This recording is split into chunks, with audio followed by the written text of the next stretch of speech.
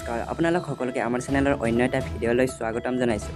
অসমৰ 5টা গুৰুত্বপূৰ্ণ খবৰ লৈ আহিছোঁ আজিৰ দিনটো। আজিৰ প্ৰথম খবৰটো হৈছে অসম বিধানসভাত ২৬-২৭ বৰ্ষৰ বাজেট দাখিল কৰা হৈছে। এই বাজেটত চাকৰি সৃষ্টি, স্বাস্থ্যসেৱা, পথ ঘাট আৰু অন্যান্য পৰিকাঠামোগত উন্নয়নক অগ্ৰাধিকাৰ দিয়া হৈছে। ৰাজ্যৰ সামগ্ৰিক বিকাশৰ বাবে কেইবাটাও নতুন পদক্ষেপৰ কথাও ঘোষণা কৰা হৈছে।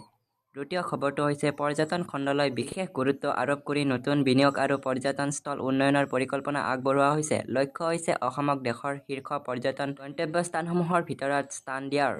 তৃতীয় খবৰটো হৈছে উচ্চ শিক্ষাৰ ক্ষেত্ৰত বিশ্ববিদ্যালয় আৰু স্বায়ত্তশাসিত বিশ্ববিদ্যালয়সমূহৰ বাবে বৃহৎ আৰ্থিক সাহায্যৰ ঘোষণা কৰা হৈছে। ইয়াৰ ফলত শিক্ষাৰ গুণগত মান আৰু গৱেষণামূলক কাৰ্যকলাপ অধিক শক্তিশালী হ'ব বুলি আশা কৰা হৈছে।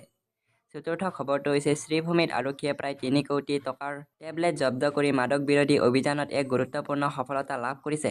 প্ৰশাসনে মাদকৰ বিৰুদ্ধে কঠোৰ পদক্ষেপ অব্যাহত ৰাখিব বুলি জনাইছে। একেবাৰে শেষৰ খবৰটি হৈছে টাটা ছেমিকণ্ডাক্টৰ প্ৰকল্পৰ বাবে কেন্দ্ৰ আৰু ৰাজ্য চৰকাৰৰ উল্লেখযোগ্য প্ৰণোদনা অনুমোদিত হৈছে। এই প্ৰকল্পে অসমত বিনিয়োগ আৰু দক্ষতা বিকাশ আৰু নতুন কৰ্মসংস্থাপনৰ পথ মুকলি কৰি দিয়াৰ আশা কৰা হৈছে। ধন্যবাদ।